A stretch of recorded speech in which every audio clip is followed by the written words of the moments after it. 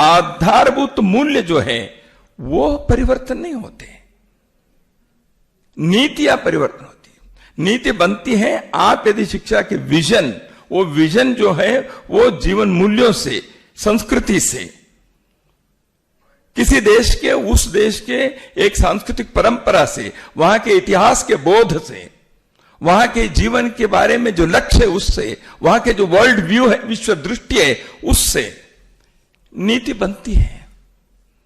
इन सारे चीजों में भारत की एक विशेषता है।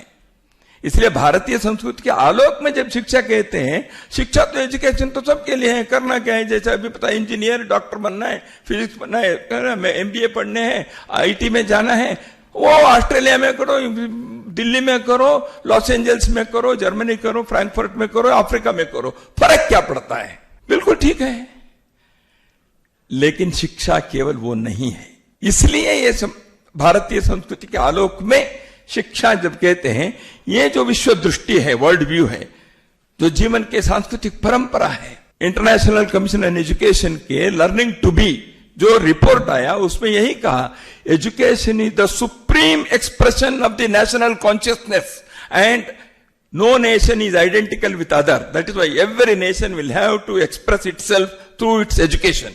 इसलिए शिक्षा ऐसे एक राष्ट्रीय कॉन्शियसनेस के, एक चेतना के, राष्ट्र की चेतना के अद्भुत अभिव्यक्ति है। इसलिए राष्ट्र की चेतना क्या है?